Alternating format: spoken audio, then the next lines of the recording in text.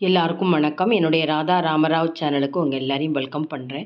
வெயில் காலம் வந்துட்டாலே அதுவும் மார்ச் ஏப்ரலில் எல்லாருமே வத்தல் போடுவாங்க. வத்தல் மாவு கிளறி உங்களுக்கு கீழ் வீட்டில் ஓப்பன் ஸ்பேஸ்லையோ இல்லை டெரஸில் இடம் இருந்தால் கண்டிப்பாக நான் இப்போ காமிக்கிற மெத்தடில் அரிசி ஜவ்வரிசியெல்லாம் மிஷினில் கொடுத்து அரைச்சிட்டு வந்து ஓமப்பொடி மாதிரி இப்போ நான் காமிக்கிறது ஓமப்பொடி அச்சில் பிழிஞ்சு காமிக்கிறேன். கொஞ்சம் கூட மாவு அங்கங்கே கட்டி தட்டாமல் ரொம்ப ஸ்மூத்தாக புழிய வரும். பொரிச்சு எடுக்கிறப்பையும் நல்லாயிருக்கும் பார்க்குறதுக்கு. இது ஓமப்பொடி. அடுத்தது காமிக்கிறது பார்த்திங்கன்னா கட்டை வடான்னு சொல்லுவாங்க பார்த்தீங்களா, அதுவுமே ரொம்ப நல்லா வரும். இதுக்கு எப்படி நம்ம மாவு கிளறலாம், முக்கியமாக 2 விதமாக நான் மாவு கிளறி காமிக்க போகிறேன். வீடியோ முழுக்க ஸ்கிப் பண்ணாமல் பார்த்தீங்கன்னா உங்களுக்கு எந்த முறையில் சுலபமாக இருக்கும்னு நினைக்கிறீங்களோ அந்த மாதிரி வத்தல் மாவு கிளறி நீங்கள் இந்த மாதிரி காய வச்சு 1 வருஷத்துக்கு எடுத்து வச்சுட்டா நம்ம வெரைட்டி ரைஸ் செஞ்சாலும் சரி, குழம்பு ரசம் நம்ம சமைக்கிறப்ப சைட் டிஷ்ஷாக பொரியல் செய்ய முடியலன்னா இந்த மாதிரி வத்தலை பொரித்து சாப்பிட்லாங்க. இந்த வீடியோ பார்க்குறதுக்கு முன்னாடி இது வரைக்கும் என்னோடய சேனலுக்கு சப்ஸ்கிரைப் பண்ணாத வியூவர்ஸ் உடனே சப்ஸ்கிரைப் பண்ணி பக்கத்தில் இருக்க பெல் பட்டன் ப்ரெஸ் பண்ணிங்கன்னா நான் போடுற புது வீடியோ நோட்டிஃபிகேஷனாக கிடைக்கும். தொடர்ந்து என்னோடய வீடியோ பார்த்துட்டு எனக்கு எப்போதுமே சப்போர்ட் பண்ணிகிட்டே இருங்க. நான் வத்தல் போடுற விதம் பார்த்திங்கன்னா, அரிசி மாவு பச்சரிசின்னு கடையில் கேட்டு வாங்குவேன். 5020 அப்படின்னு சொல்லி இந்த நெல்லுடைய அந்த நம்பர் சொல்லுவாங்க அப்போல்லாம். இப்போ அந்த மாதிரிலாம் சொன்னால் கிடைக்கிறதில்ல. மாவு பச்சரிசின்னு கேட்டு வாங்கிக்கோங்க. நீங்கள் தாராளமாக ரேஷனில் கிடைக்கிற பச்சரிசி கூட சேர்த்து போடலாம். இப்போ நான் எடுத்துருக்கிற டம்ளர் வந்து 1/4 லிட்டர் அளவு. இந்த டம்ளரால் 4 டம்ளர் சேர்த்தோம் அப்படின்னா 1 கிலோ அளவுக்கு பச்சரிசி. பாருங்கள், ரேஷன் பச்சரிசி கூட எடுத்துருக்கேன் பாருங்கள். தாராளமாக இதை கூட நீங்கள் சேர்த்துக்கலாம். நான் எப்போதுமே இந்த மாதிரி அரிசி எடுத்துட்டா அலம்பி உணர்த்திட்டு அதுக்கப்புறம் தான் ஜவ்வரிசி சேர்ப்பேன். நல்லா 2 முறை தேய்ச்சி அலம்பிக்கலாம். இந்த மாதிரி தேய்ச்சி அலம்பிட்டு வெயில் இருந்தால் வெயிலில், இல்லைன்னா நிழல் உணர்த்தலாம். வீட்லேயே ஒரு நல்ல டவல், காட்டன் டவல் போட்டு ஃபேன் காற்றுல நல்லா உணர்த்தி விடணுங்க. 2லேருந்து 3 நாள் ஆகும். வெயில்னா ஒரே நாளில் காஞ்சிரும். அதுக்கப்புறம் தான் நம்ம ஜவ்வரிசி அளந்து போட போகிறோம். பாருங்கள், நல்லாவே அரிசி காஞ்சி வந்திருக்கு. எந்த டம்ளரில் நம்ம அரிசி அளந்தோமோ 4 டம்ளர் அரிசி அளந்தோம்னா அதே டம்ளரால் 1 டம்ளர் ஜவ்வரிசி சேர்த்துக்கிறேன். நிறைய பேர் இந்த அளவு சேர்க்க மாட்டாங்க. அதாவது 1 கிலோ அரிசி எடுத்திங்கன்னா 1/4 கிலோ ஜவ்வரிசி நான் சேர்க்குறது. ஆனால் எல்லாருமே 150 கிராம் தான் சேர்ப்பாங்க. நான் எதுக்காக இந்த மாதிரி ஜவ்வரிசி அதிகமாக சேர்க்குறேன் அப்படின்னா, ரொம்ப நாளைக்கு உங்களுக்கு வருஷம் ஆனாலும் வண்டு வராது. எண்ணெயில் பொரிக்கிறப்ப நல்லா பெருசாக வத்தல்லாம் பொரியுங்க. இப்போ நான் ஒரு வாளியில் போட்டுட்டு மிஷினில் நல்லா நைஸாக அரைச்சி கொடுக்க சொல்லி வாங்கின்னு வர போகிறேன். இந்த மாதிரி மிஷினில் கொடுத்து அரைச்சாலும் ரவை ஜல்லடையில் நம்ம சளிச்சுக்கணும். மாவு ஜல்லடையில் சளிச்சா ஜவ்வரிசி தங்கிடும். பாருங்கள், சளிச்சதுக்கப்புறம் எவ்வளோ திப்பிகள்லாம் இருக்குது பார்த்தீங்களா. இதெல்லாம் நமக்கு வத்தல் புழியறப்ப அந்த ஓமப்பொடியெல்லாம் அடைச்சிக்கும். அதனால் ஒரு முறை சளிச்சிட்டு இப்போ பார்த்திங்கன்னா ஒரு 1/2 கிலோ அளவுக்கு நான் மாவு எடுக்கிறேன். இப்போ அரைச்சிட்டு வந்த மாவுலேயே நல்லா ஒரு பெரிய கிண்ணம் நிறையா இந்த அளவில் தான் நம்ம தண்ணி எடுத்துக்க போகிறோம். இந்த மாதிரி ஒரு பாத்திரத்தில் நல்லா முழுக்க நான் வத்தல் மாவு எடுத்துட்டேன். இப்போ எந்த கப்பில் நம்ம மாவு அளந்தோமோ அந்த கப்பில் தான் நம்ம தண்ணி அளந்துக்க போகிறோம். கிட்டத்தட்ட ஒரு 12லேருந்து 13 மிளகாய் எடுத்துக்கிறேன். காரம் வந்து உங்களுடைய விருப்பம். காரம் கம்மியான இந்த அளவு சரியாக இருக்கும். காரம் கொஞ்சம் கூட வேணும் அப்படின்னா இன்னொரு 4 மிளகாய் தாராளமாக சேர்த்துக்கலாம். ஸ்பூன் பாருங்கள், நல்லா ஒரு பெரிய ஸ்பூனால் 1 டீஸ்பூன் உப்பு சேர்த்துக்கிறேன். தேவைப்பட்டால் அதுக்கப்புறம் கூட நம்ம சேர்த்துக்கலாம்.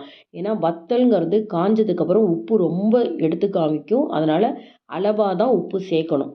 1/2 டீஸ்பூன் பெருங்காயத்தூளியும் கொஞ்சம் தண்ணி விட்டு கரைச்சி வச்சுக்கலாம். இப்போ இந்த பச்சை மிளகாயில் மிக்ஸி ஜாரில் ரொம்ப கொஞ்சமாக தண்ணி விட்டு நைஸாக அரைச்சிக்கலாம். இந்த மாதிரி அரைச்சாலும் நான் எப்போதுமே வடிகட்டிப்பேன். பச்சை மிளகாயில் இருக்கிற அந்த விதைகள் இருந்ததுன்னு வச்சுக்கோங்களேன், நம்ம ஓமப்பொடி மாதிரி வத்தல் புழியிறப்ப அந்த ஹோல்ஸில் போய் அடைச்சிக்கும். அதனால் இந்த மாதிரி வடிகட்டி அந்த மிளகாயினுடைய அந்த ஜூஸை மட்டும்தான் எடுத்துப்பேன். ஆல்ரெடி உப்பையும் சேர்த்து நம்ம அரைச்சாச்சு. இந்த மாதிரி கொஞ்சம் தண்ணி விட்டு கூட நல்லா வடிச்சுக்கலாம். அந்த திப்பியெல்லாம் நான் தூக்கி போட்டுருவேன். இது உங்களுடைய விருப்பம். ஆனால் இந்த டிப்ஸை நீங்கள் அவசியம் ஃபாலோ பண்ணுறது ரொம்பவே ஈஸியாக இருக்கும் வத்தல் புழியிறப்ப. இப்போ பாருங்கள், இந்த பச்சை மிளகாய் தண்ணியோடு சேர்த்து எந்த கப்பில் நான் மாவு எடுத்தோமோ அதே கப்பு தான் நான் வச்சுருக்கேன். பச்சை மிளகாய் தண்ணியை சேர்த்து 1 கப்பு வாணலியிலே சேர்த்துக்கிறேன். அடுத்தது 2வது கப்பு அளக்கிறேன் பாருங்கள். 2.5 கப்பு சேர்த்துக்கணுங்க. 1 கப்பு மாவு எடுத்தோம் அப்படின்னா 2.5 கப்பு தண்ணி இருந்தாலும் பக்கத்துலேயும் ஒரு 1/2 கப்பு தண்ணியை சூடு பண்ணிக்க போகிறேன். ஜவ்வரிசி கொஞ்சம் அதிகமாக போட்டிருக்கிறதுனால கண்டிப்பாக 2.5 கப்பு தண்ணி ரொம்ப கரெக்டாக இருக்கும். இப்போ பக்கத்துலேயே அந்த பாத்திரத்தில் இருக்க தண்ணியும் ஒரு சிம் ஃப்ளேமில் சூடு பண்ணிக்கலாம். இந்த வாணலியில் சேர்த்துருக்க 2.5 கப்பு தண்ணி நல்லா கொதிக்கணும். உப்பு சேர்த்தாச்சு. இப்போ கரைச்சி வச்ச அந்த பெருங்காயத்தையும் இந்த தண்ணி கூடவே சேர்த்து நல்லா கொதிக்கணும். பெருங்காய கரைசலை சேர்த்துக்கிறேன். இந்த தண்ணி கொதிக்கிறதுக்குள்ள நம்ம எலுமிச்சம்பழம் ஜூஸ் ரெடி பண்ணிக்கலாம். 1/2 கிலோ மாவு கணக்கு வச்சுக்கோங்க. 1/2 கிலோ மாவு எடுத்தால் 2 எலுமிச்சம்பழம். இது ஜூஸ் ரொம்ப கொஞ்சமாக தான் இருந்தது. நல்ல ஜூஸ் இருக்கிற பழமாக இருந்தால் 1½ பழம், அதாவது 3 மூடி இருந்தால் போருங்க. இதையும் லேசாக கொஞ்சம் உப்பு போட்டு பக்கத்தில் ரெடி பண்ணிட்டேன். நல்லா தளன்னு உங்களுக்கு அந்த தண்ணி கொதிக்கணும். இந்த மாதிரி கொதிக்கிறப்ப பக்கத்துலேயே இன்னொருத்தர் இருந்தால் ஒருத்தர் மாவு போட ஒருத்தர் வந்து ஒரு உட்டன் ஸ்டிக் வச்சு கிளறின்னு இருக்கலாம். நான் ஒரே ஆளாக செய்கிறதுனால இந்த மாதிரி மேலே தூவிண்டே வரேங்க. ஓரளவுக்கு நம்ம தூவ ஆரம்பித்ததுக்கப்புறம் ஒரு கையால் நம்ம இதை கிளறி விட்டுண்டே ஒரு கையால் மாவை சேர்த்துட்டே வரணுங்க. கட்டியெல்லாம் தட்டாது. முதல்ல பார்க்குறப்ப நமக்கு கட்டி தட்டுற மாதிரி இருக்கும். ஆனால் கைவிடாமல் நல்லா அந்த கரண்டியால் கிளறி விட்டுண்டே இருக்க மாவுகள் எல்லாம் நல்லா வெந்துடும். இப்போ எனக்கு இந்த எக்ஸ்ட்ரா தண்ணியே தேவைப்படலை. எதுக்காக நான் அந்த மாதிரி தண்ணியை கொஞ்சம் சந்தேகத்தில் வச்சுருந்தேன் அப்படின்னா, முன்னெல்லாம் நான் பார்த்தீங்கன்னா 200 கிராம் தான், 1 கிலோவுக்கு 200 கிராம் தான் நான் ஜவ்வரிசி சேர்ப்பேன். இப்போ ஒரு 50 கிராம் ஜவ்வரிசி சேர்க்கறதுனால ஜவ்வரிசி எப்போதுமே தண்ணி அதிகமாக எடுத்துக்கும். அதுக்காக தான் நான் கொஞ்சம் பக்கத்தில் தண்ணி வச்சுருந்தேன். அது தேவைப்படலை. இந்த மாதிரி இடுக்கி வச்சுக்கோங்க. உட்டன் ஸ்டிக்கு கொஞ்சம் கைவலி இல்லாமல் இருக்கும். கண்டினியூஸாக கிளறணும். மாவு பார்த்தீங்கன்னா அந்த வாணலியில் ஒட்டாமல் நல்லா திரண்டு வரணுங்க. அந்த அளவுக்கு நம்ம மாவை கண்டிப்பாக வேக வைக்கணும். வேக வச்சா தான் உங்களுக்கு வருஷம் ஆனாலும் வண்டு வராது. சரியாக நம்ம மாவை வேக வைக்காமல் இருந்தோம் அப்படின்னா கண்டிப்பாக உங்களுக்கு 6 மாதத்துலேயே உங்களுக்கு வண்டு வர ஆரம்பிச்சிடும். வத்தல் மாவு கிளறோம் அப்படின்னா நல்லா அடிகனமான பாத்திரம், நீங்கள் குக்கர் வச்சுக்கலாம். இப்போ இந்த மாதிரி நான் வாணலி எடுத்திருக்கேன் பார்த்தீங்களா, இந்த இண்டோலின் வாணலிலாம் நிறைய நேரம் சூடு இருக்குங்க. சூடு இருந்தால் தான் நம்ம மாவு கிளறி முடிச்சதுக்கப்புறம் அந்த மாவு பார்த்திங்கன்னா நல்லா வெந்து கொடுக்கும். அதனால் நல்ல அகலமான வாணலி இருக்கப்போ கிளறதுக்கு சௌரியம். மாவு போட்டதுக்கப்புறம் பார்த்திங்கன்னா 5லேருந்து 7 நிமிஷம் நான் கிளறியிருக்கேன்.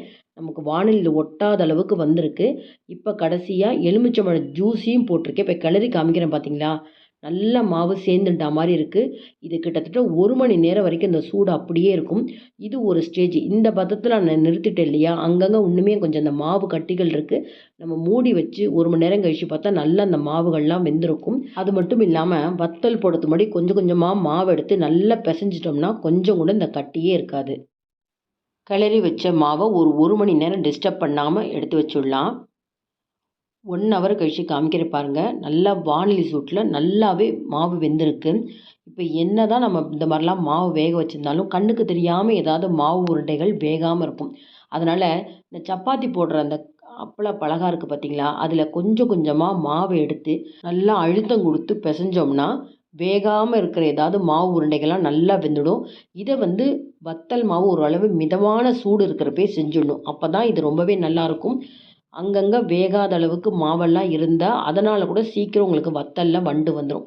இப்போ மாடியில் ரொம்ப நேரம் நம்ம வெயிலில் நிற்காமல் சட்டுன்னு வத்தல் போடணும் அப்படின்னா, நம்ம சமையலறையிலே ஒரு தாம்பாளத்தில் அந்த முறுக்கச்சு நாளைக்கு எவ்வளோ மாவு தேவையாக இருக்குமோ அந்த அளவுக்கு கொஞ்சம் கொஞ்சமாக மாவு உருண்டைகளாக ரெடி பண்ணி வச்சுட்டா மொட்டை மாடியில் போய் சீக்கிரம் வத்தல் நம்ம புழிஞ்சு எடுத்துடலாம்.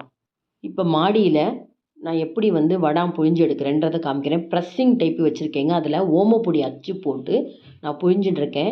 வத்தல் மாவு கிளறப்பே கொஞ்சம் நான் லூஸாகவே நான் கிளறி வச்சுருந்ததுனால ரொம்ப ஈஸியாக புழிய வரும்.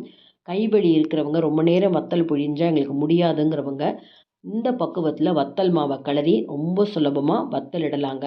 இப்போ அடுத்தது நம்ம கட்டை வடான்னு சொல்லுவாங்க பார்த்தீங்களா, மாவை எடுத்து இந்த கட்டை வடான் மாதிரி நமக்கு எவ்வளோ தேவையோ ஓமப்பொடியாவோ இல்லை கட்டை வடான் எது வேணால் நம்ம போட்டு வத்தல் போட்டு வெயிலில் காய வச்சுக்கலாம். இது ஒரு மெத்தடுங்க. இப்போ அடுத்த மெத்தடு காமிக்கிறேன். இப்போ வத்தல் மாவுலே பாக்கி இருந்த மாவையும் 2வது முறை கிளறியிருக்கேன். இது பார்த்திங்கன்னா முதல்ல கிளறினதை விட இன்னும் 2 நிமிஷம் அதிக நேரம் வச்சு கிளறினால மாவு இன்னுமே கெட்டிப்பட்டிருக்குங்க. வத்தல் போட்டு விற்கிறாங்க பார்த்தீங்களா, அவங்களாம் இந்த பதத்தில் தான் மாவு கிளறியிருப்பாங்க. இந்த மாதிரி மாவு கிளறி நம்ம வத்தல் இடுறப்ப இன்னும் ரொம்பவே நல்லாயிருக்கும். ஆனால் இது புழியறது கொஞ்சம் கஷ்டமாக இருக்கும், கொஞ்சம் டைட்டாக இருக்கும். மாவுமே நல்லா கெட்டியாக இருக்கும். தண்ணியை பக்கத்தில் வச்சுட்டு கிளறி வச்சிருந்த வத்தல் மாவில் எங்கேயாவது வேகாமல் மாவு கட்டிகள்லாம் இருக்கான்னு நம்ம அழுத்தம் கொடுத்து பிசையிறப்ப செக் பண்ணிக்கணும். ரொம்ப நல்லா வெந்திருக்குங்க. கிட்டத்தட்ட பார்த்தீங்கன்னா ஒரு சப்பாத்தி மாவு பதத்துக்கு ரொம்ப நல்லா சாஃப்டாக இருக்குங்க. இந்த மாதிரி நல்லா அழுத்தம் கொடுத்து பிசைஞ்சு நம்ம முறுக்கச்சு நாழியில் எந்த அளவுக்கு மாவு உள்ளே வைக்க முடியுமோ அது மாதிரி சின்ன சின்ன உருண்டைகளாக வச்சுக்கணும். இப்போ ஆல்ரெடி இந்த ப்ரெஸ்ஸிங் டைப்பில் நான் ஓமப்பொடி புழிஞ்சேன் இல்லையா, அதுலேயே உங்களுக்கு இங்கேயே வீட்டுக்குள்ளேயே சமையல் ரூம்லேயே உங்களுக்கு புழிஞ்சும் காமிக்கிறேன். இப்போ இதில் 3 அச்சு இருந்ததுங்க. ஒன்று இடியாப்பச்சு, அதை விட அடுத்த ஸ்டேஜ் ஒரு நாழி இருந்தது. அடுத்தது முறுக்கு தேங்கோல் போடுறோம்ல அந்த அளவுக்கு இருந்தது. மீடியம் சைஸு அந்த ஹோல்ஸ் இருக்கிற அச்சில் தாங்க அந்த ஓமப்பொடி வந்து ரொம்ப நல்லா வரும். பாருங்கள், அந்த ப்ரெஸ்ஸிங் டைப்பில் எவ்வளோ அளவுக்கு மாவெல்லாம் உள்ளே வைக்க முடியுமோ அந்த அளவுக்கு மாவு வச்சுட்டு ஒரு பிளாஸ்டிக் ஷீட்டில் இதை நான் புழிஞ்சு காமிக்கிறேன். முதல்ல புழிஞ்சதை விட இது இன்னுமே நல்லா இருக்குங்க. பார்க்குறதுக்கும் நல்லாயிருக்கும். காஞ்சதுக்கப்புறம் பார்த்தீங்கன்னா கொஞ்சம் கூட உடையாது. ரொம்ப நல்லா வந்திருக்குங்க பாருங்களேன். ஆனால் கொஞ்சம் நம்ம ப்ரெஸ் பண்ணி அழுத்தம் கொடுத்து தான் நம்ம இதை புழியணும். இதை வந்து ஓரளவு சூடாக இருக்கப்பவே புழிஞ்சிட்டிங்கன்னா ரொம்பவே சுலபமாக இருக்கும். இன்கேஸ் உங்களுக்கு மாவு ரொம்பவே கெட்டியாக எடுத்துன்னா கொஞ்சம் தண்ணி தெளித்து நல்லா அதை வந்து லேசாக அந்த மாவை மாற்றிக்கலாம். கட்ட விடாமல் உங்களுக்கு இதே மாதிரி பிளாஸ்டிக் ஷீட்டில் புழிஞ்சு காமிக்கிறேன் பாருங்கள். நம்ம என்னதான் இந்த மாதிரி ஷீட்டில் புழிஞ்சாலும் திரும்பவும் எடுத்திங்கன்னா அந்த கவர்லேயே ஒட்டாதுங்க. அந்த அளவுக்கு இந்த வத்தல் மாவு வெந்திருக்கும். அதனால் 2 விதமாகவும் நான் கிளறி காமிச்சிருக்கேன். உங்களுக்கு எந்த விதத்தில் மாவு கிளறி வத்தலாக போட முடியுமோ போட்டுக்கோங்க. வத்தல் ஷீட்னு கடைகளில் விற்கிதுங்க. இந்த மாதிரி ஷீட்டில் கீழே ஒரு துணி போட்டுட்டு அதுக்கு மேலே ஷீட் வச்சு இந்த மாதிரி ஓமப்பொடியோ கட்டை வடை எல்லாம் நல்லா வெயிலில் காய வைக்கணும். வத்தலை ஒரு நாள் நல்லா பிளாஸ்டிக் ஷீட்லேயும் மறுநாள் பார்த்திங்கன்னா எல்லாத்தையும் தாம்பாளத்தில் மாற்றிட்டு நம்ம 2 நாள் வெயிலில் காய வச்சிட்டோம்னா 1 வருஷம் வரைக்கும் நல்லாயிருக்கும். இந்த மாதிரி நல்லா காஞ்சதுக்கப்புறம் வத்தலை எண்ணெயில் பொரித்து உங்களுக்கு காமிக்கிறேன். 3 நாள் நல்லா வெயிலில் காஞ்சப்புறம் பாருங்கள். முதல்ல நான் கொஞ்சம் தண்ணி அதிகமாக போட்டு கிளறின அந்த ஓமப்பொடி வத்தலும் கொஞ்சம் கெட்டியாக மாவை கிளறிட்டு அதில் செஞ்ச ஓமப்பொடி வத்தலுக்கும் வித்தியாசம் இருக்குங்க. கட்டை வடம் அப்புறம் இந்த ரிப்பன் பக்கோடான்னு போடுவோம் பார்த்தீங்களா, அதை கூட நான் அந்த மாதிரி வத்தல்லே போட்டிருக்கேன். நல்லா ஆயில் சூடாக இருக்கணுங்க. சூடானால் தான் நல்லா உங்களுக்கு வத்தல் நல்லா வெண்ணெயில் பொரிஞ்சு விரிஞ்சு கொடுக்கும். இப்போ பொரித்து காமிக்கிறது முதல் முறை நான் ரொம்ப நேரம் மாவை போட்டு கிளறாமல் அதுக்கப்புறம் நான் நாழியில் புழிஞ்சு எடுத்ததுங்க. இப்போ 2வது முறை நான் இப்போ பொரித்து காமிக்கிறது வத்தல் மாவை நல்லா கெட்டியாக கிளறி அதுக்கப்புறம் நம்ம ஓமப்பொடி அச்சில் புழிஞ்சதுங்க. 2க்குமே அந்த சைஸ் பார்த்திங்கன்னா உங்களுக்கு நல்லாவே வித்தியாசம் தெரியும். விலைக்கு விற்கிறவங்க இந்த சைஸில் தான் நமக்கு வத்தலாக போட்டு காய வச்சு கொடுப்பாங்கங்க. அடுத்தது பார்த்திங்கன்னா இந்த கட்டை வடனை பொறுத்த வரைக்கும் இந்த நடுப்பகுதி லேஸில் உங்களுக்கு காயாதுங்க. அதனால் 4-5 நாள் நல்லா காய வச்சுட்டு அதுக்கப்புறம் பொரிச்சாதான் உள்ளுக்குள்ளே நடுவில் அந்த மாவு இல்லாமல் இருக்கும். இதுவும் நல்லா உங்களுக்கு பெருசாகி வருது பார்த்திங்களா. அடுத்தது நம்ம நாடான்னு சொன்னேன் இல்லையா, ரிப்பன் பக்கோடா மாதிரி அது மாதிரி புழிஞ்சிருக்கேன். அதையும் உங்களுக்கு காமிக்கிறேன். முடிஞ்ச வரைக்கும் வத்தல் மாவு வந்து ஓமப்பொடியாகவும் இந்த மாதிரி ரிப்பன் பக்கோடா ஆக்சுவலியும் புழிஞ்சு பாருங்கள். ரொம்ப நல்லாயிருக்கும். வத்தல் மாவு எப்படி கிளறணும், அந்த புழியிற பதம், அதுக்கப்புறம் அதை காய வச்சு இப்போ பொரிச்சும் காமிச்சிட்டேன். அவசியம் இந்த வீடியோ பார்த்துட்டு இதே மாதிரி கொஞ்சமாக மாவு வச்சு செஞ்சு பாருங்கள். உங்களுக்கு எல்லாருக்குமே ரொம்பவே பிடிக்கும். இந்த வீடியோ உங்களுக்கு ரொம்பவே யூஸ்ஃபுல்லாக இருந்துன்னு நினச்சிங்கன்னா லைக்ஸ் கொடுங்க. கமெண்ட் பாக்ஸில் உங்கள் கமெண்ட்ஸ் போடுங்க. ஃப்ரெண்ட்ஸ் அண்ட் ரிலேட்டிவ்ஸ்க்கு கண்டிப்பாக இந்த வீடியோவை ஷேர் பண்ணுங்கள். இது வரைக்கும் என்னோடய சேனலுக்கு சப்ஸ்கிரைப் பண்ணாத வியூவர்ஸ் உடனே சப்ஸ்கிரைப் பண்ணி சப்போர்ட் பண்ணிகிட்டே இருங்க. Thank you viewers.